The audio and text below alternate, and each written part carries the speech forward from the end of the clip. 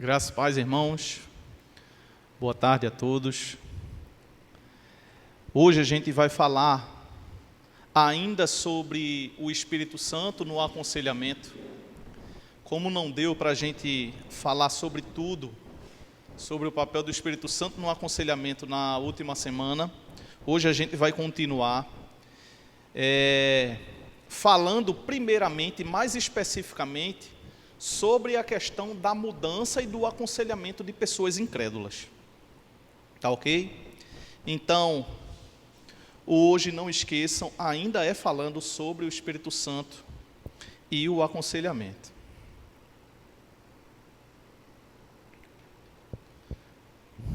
Primeiro slide, tem aí a pergunta: como fica o aconselhamento de incrédulos?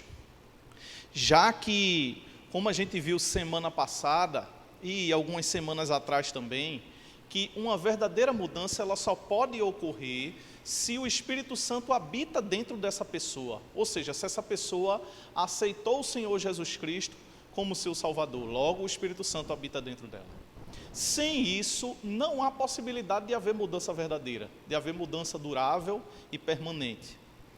Então surge a pergunta: como é que fica o aconselhamento de incrédulos?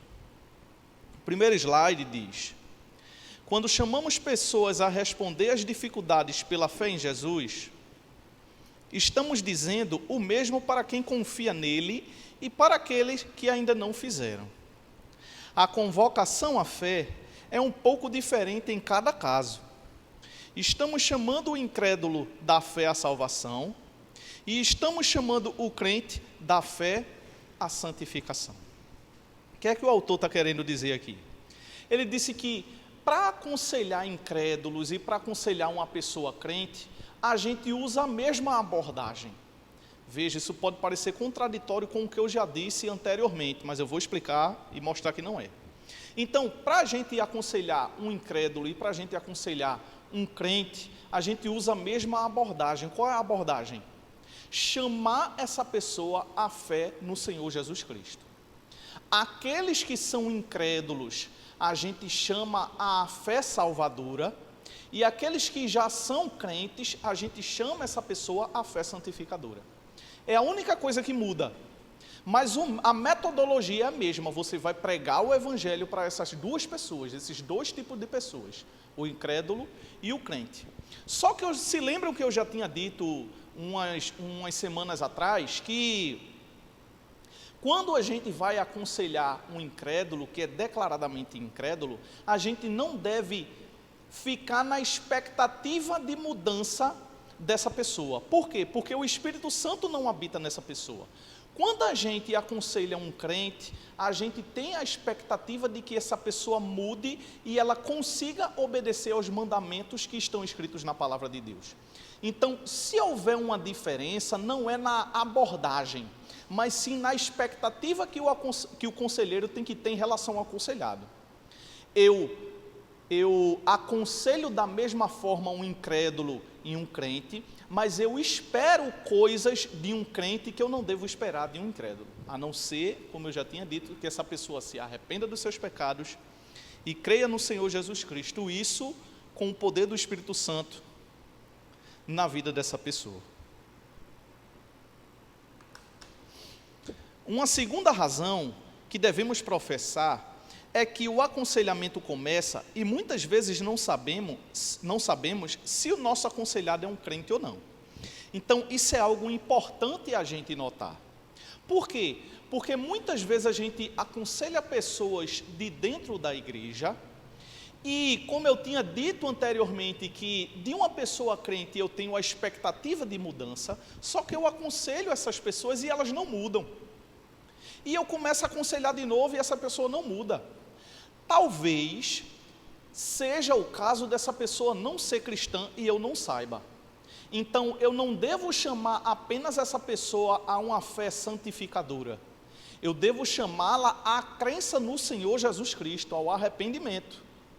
Ao arrependimento e mostrar, se eu conseguir perceber nessa pessoa que ela não é crente, eu tenho que mostrar que ela não é crente e tentar fazer com que ela entenda que sem o Espírito Santo na vida dela, não há expectativa de mudança.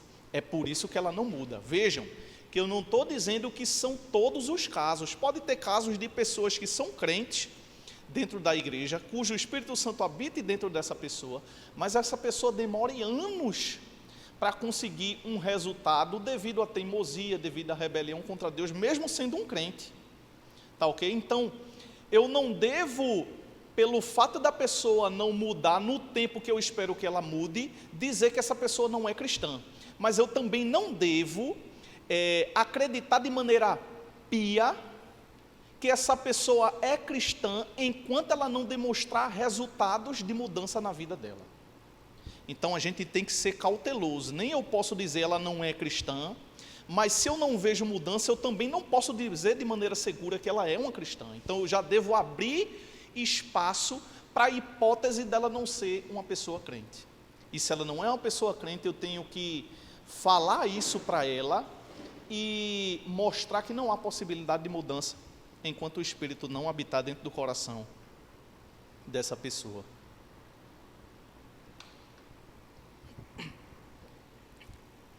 Somente o Espírito Santo pode operar mudanças fundamentais no coração humano. Portanto, o Espírito Santo é o agente necessário em todo o aconselhamento bíblico eficaz.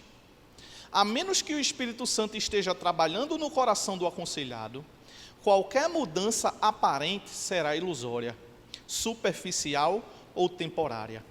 E os mesmos problemas ou problemas piores logo reaparecerão.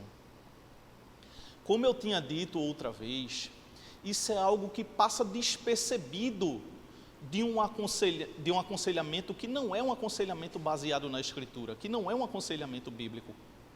Um aconselhamento que não é baseado na Escritura, ele não percebe o papel do Espírito Santo e ele se satisfaz com mudanças rasas e temporárias. Isso não deve acontecer no aconselhamento bíblico. O aconselhamento bíblico, ele só deve se satisfazer com mudanças permanentes e mudanças que sejam mudanças profundas. E como é que a gente sabe qual é a diferença entre uma mudança profunda e uma mudança rasa? Eu já tinha dito uma certa vez que uma mudança profunda, para você ver se aconteceu realmente na vida de uma pessoa, é só você olhar o fruto do Espírito lá em Gálatas 5, amor, fé, benignidade, bondade. Então, se essas coisas são demonstradas na vida da pessoa, é porque essa pessoa houve uma mudança profunda na vida dela, uma mudança que é uma mudança que só um crente pode ter, porque o Espírito Santo habita dentro dele. Outra forma de você ver isso é olhar para as bem-aventuranças no Sermão do Monte. Só um crente pode ter aquelas características descritas no Sermão do Monte. Então, quando a gente vê esse tipo de mudança na vida da pessoa, é que a gente pode dizer que ela mudou de maneira profunda. Tá ok? Então, eu posso, um conselheiro que não é crente, ele pode aconselhar uma pessoa e essa pessoa mudar de comportamento, mas ainda assim não ser uma mudança profunda. A pessoa pode dizer, por exemplo, que um filho pare de brigar com o seu pai. E vai que o filho realmente consegue parar de brigar com o pai. Mas isso não quer dizer que houve uma mudança profunda no coração do filho para que ele parasse de brigar com o pai. Porque a gente sabe que tem muitas pessoas que são incrédulas e que têm um bom relacionamento com o seu pai. Então, o fato de eu conseguir mudar o comportamento de um filho para que ele tenha um certo bom relacionamento com o pai, não quer dizer necessariamente que houve uma mudança profunda. Por quê? Porque mudanças profundas são aquelas que única e exclusivamente só um cristão pode ter. Há incrédulos que são pais respeitáveis, há incrédulos que são maridos fiéis. Logo, o fato da pessoa ser um marido fiel não necessariamente quer dizer que houve uma mudança profunda no coração dessa pessoa. Agora, quando ela demonstra aquelas características do Sermão do Monte, quando ela demonstra o fruto do Espírito, isso é uma demonstração de mudança verdadeira. Sem contar que a pessoa deve mudar de maneira profunda e mudar pelos motivos corretos. Um filho pode parar de brigar com o pai pelo fato dele querer simplesmente um presente. Já um crente, quando ele para de brigar com o pai, deve ser pelo fato de ele ter agora um reconhecimento do amor do Senhor Jesus Cristo na vida dele. Tá ok? Então, até a motivação, a gente deve estar atento.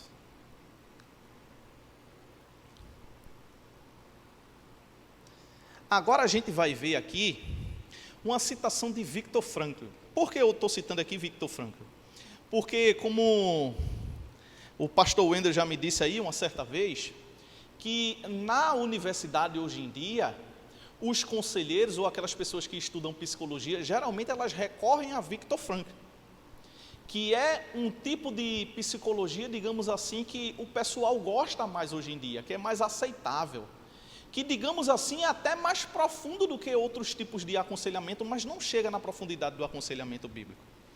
E tem aqui uma citação dele, e eu coloquei isso para ironizar, para mostrar como é ridículo qualquer tipo de aconselhamento que não é um aconselhamento bíblico, ainda que tenha certo tipo de profundidade. Então ele diz aqui: o método da intenção paradoxal, por mim desenvolvido, usa-se amplamente. Trata-se de uma técnica logoterápica baseada na sadia influência exercida sobre os pacientes que sofrem de fobias, quando estes tentam desejar precisamente aquilo que tanto temem. E é desta forma que a angústia deixa de soprar nas suas veias.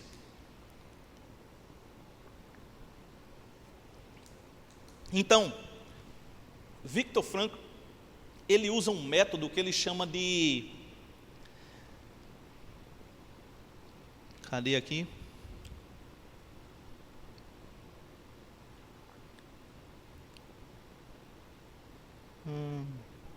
Intenção paradoxal. Me desculpe, estava demorando para achar aqui.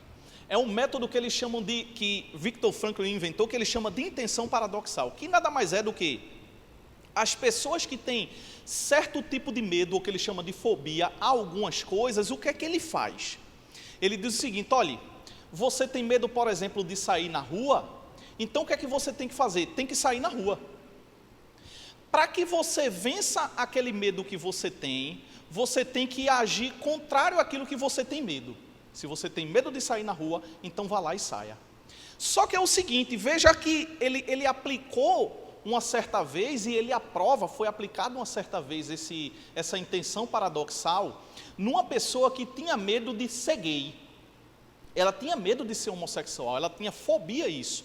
E ela dizia que quando saía na rua, sentia desejo de agarrar as pessoas e de pegar nas suas genitálias. E o que é que um conselheiro que adota a intenção paradoxal fez? Isso é uma citação do livro de Viktor Frankl, Psicoterapia e Sentido da Vida. Então ele diz que o que é que o conselheiro fez? E ele aprovou.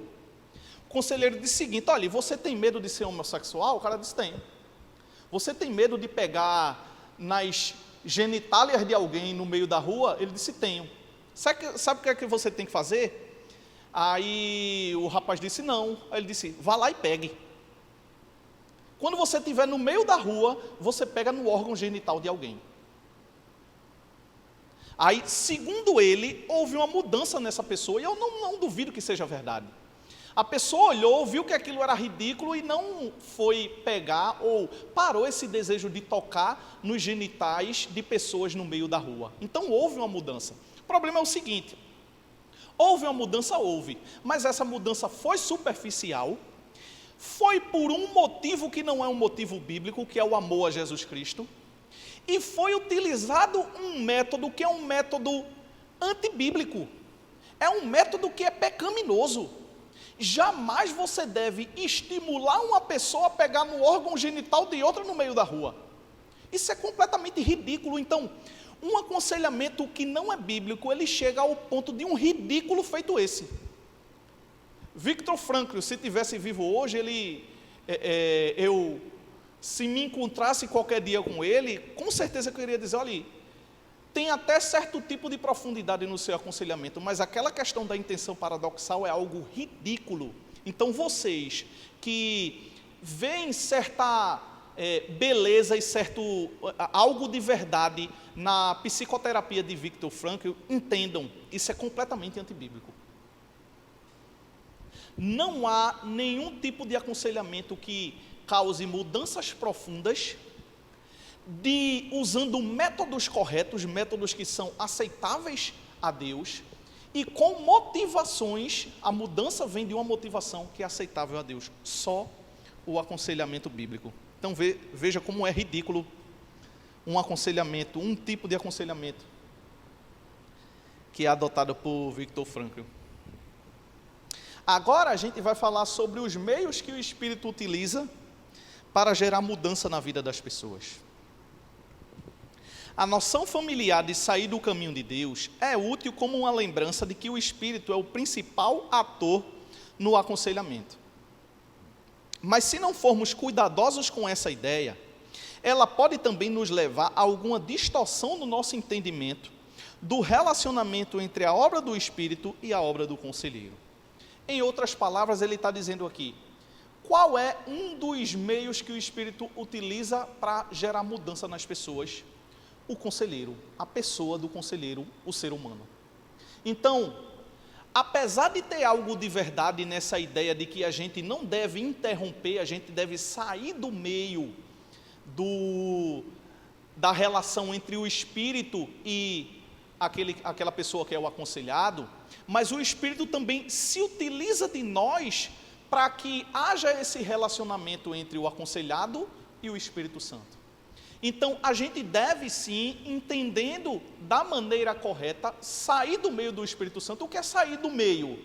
O que é não atrapalhar o papel do Espírito Santo? Não atrapalhar o papel do Espírito Santo é você mesmo não querer ser o agente de mudança na vida daquela pessoa. É você se utilizar da palavra de Deus, que é o meio que o Espírito Santo, um dos meios que a gente vai ver aqui, que o Espírito Santo se utiliza para mudar pessoas. Então, você não atrapalhar e você ser um conselheiro usado pelo Espírito Santo é você fazer esse tipo de coisa. Então, você deve sim sair do meio do Espírito Santo e deixar que ele aconselhe. Mas para fazer isso, você não fica calado. Você fala a palavra e você sabe e deixa isso claro, que o agente da mudança não é você e nem aquela pessoa, mas é o Espírito Santo de Deus.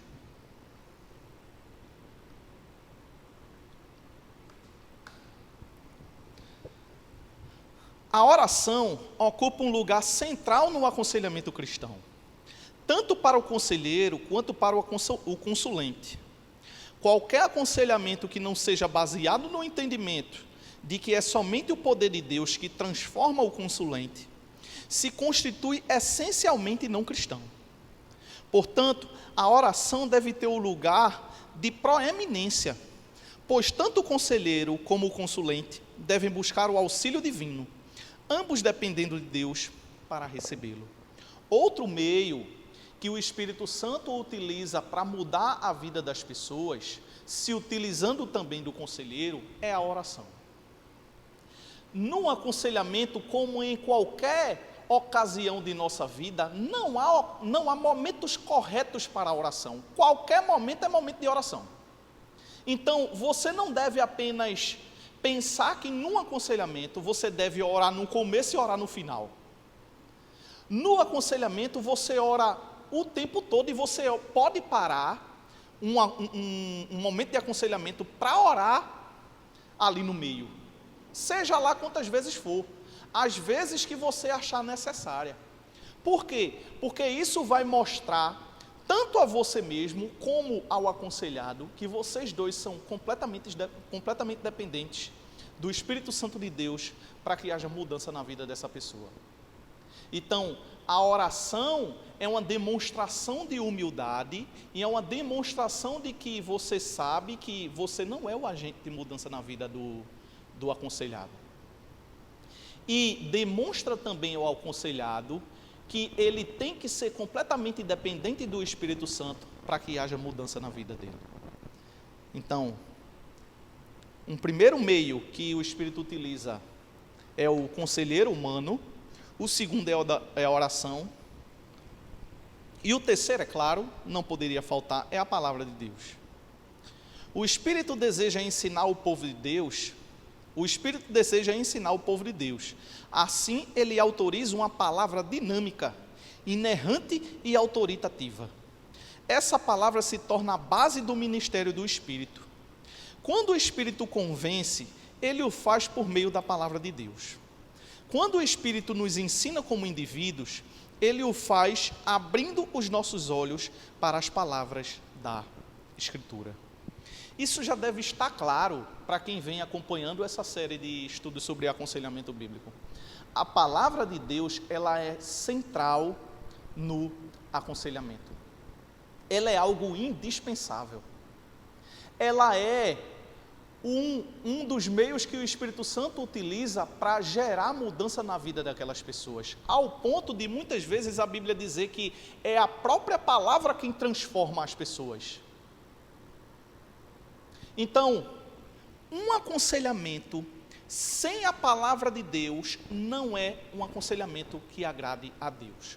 Um aconselhamento sem oração não é um aconselhamento que agrade a Deus. Um aconselhamento sem a dependência do Espírito não é um aconselhamento que agrade a Deus.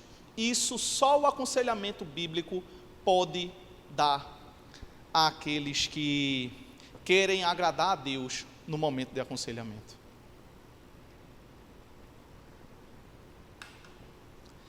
Ignorar o Espírito Santo ou evitar o uso das Escrituras no aconselhamento equivale a um ato de rebeldia autônoma. Os crentes não podem aconselhar a parte do Espírito Santo e de sua palavra, sem pecarem gravemente contra ele e contra a pessoa aconselhada.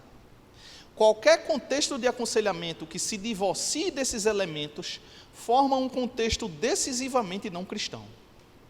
Embora seja intitulado cristão, ou possa ter sido estruturado por um conselheiro que seja cristão, mas que erroneamente procura dissociar sua fé cristã de seus princípios e técnicas de aconselhamento. Não é suficiente que uma pessoa seja cristã para que o aconselhamento seja cristão. O conselheiro, ele não apenas deve ser um cristão, o conselheiro, ele deve também se utilizar dos meios que Deus diz que nós devemos nos utilizar para aconselhar as pessoas. Vejam que existe, por exemplo, no meio do aconselhamento, desse debate sobre aconselhamento, umas pessoas que são chamadas de integracionistas, que são aqueles que pegam a palavra de Deus e integram, ou seja, pegam também a psicologia e deixam os dois juntos. O aconselhamento bíblico, ele crê que é única e exclusivamente a utilização da Escritura que muda pessoas. Já os integracionistas dizem não, tem que ser a Escritura, mais algumas técnicas de psicologia e de psiquiatria muitas vezes. Lembram-se que eu disse que também não é o fato de a pessoa ser um psicólogo que quer dizer que o aconselhamento dela não vai ser de agrado à vontade de Deus. Porque ela pode ser um psicólogo formada em psicologia, mas na hora de aconselhar, ela se utilizar da palavra de Deus. Então, nesse momento, ela está fazendo algo de correto. A mesma coisa um psiquiatra. Ele pode ser formado em psiquiatria, mas no momento de aconselhar, ele se utiliza da palavra de Deus. Logo, essa pessoa está agindo de acordo com a vontade de Deus. Então, que fique isso claro. Não é necessariamente o fato da pessoa ser cristã que torna o aconselhamento dela cristão, e não é necessariamente o fato de uma pessoa ser um psicólogo ou um psiquiatra que torna o aconselhamento dela um aconselhamento que está em desacordo com a palavra de Deus. O que importa no final das contas é, você está utilizando a palavra de Deus única e exclusivamente como meio de mudança do Espírito Santo, que o Espírito Santo se utiliza para mudar as pessoas, e não juntando a palavra de Deus com as demais psicologias que existem por aí. Esse é o ponto de corte entre aquele que aconselha de acordo com a palavra de Deus e aquele que não aconselha de acordo com a palavra de Deus. E o autor está certíssimo ao dizer que aqueles que fazem isso, que junta a palavra de Deus a psicologias ou métodos de psiquiatria, eles são rebeldes contra aquilo que a palavra de Deus diz. Eles estão em rebelião contra Deus nesse momento que eles fazem esse tipo de coisa. Então é algo muito grave um cristão crer que a Bíblia ela não é tão suficiente assim ao ponto de tratar de todos os problemas não médicos, problemas que não sejam físicos, na vida das pessoas, dos seres humanos. Um conselheiro ele tem que acreditar que a Bíblia é suficiente para tudo que não seja problema físico, qualquer problema que o ser humano passar. Por último,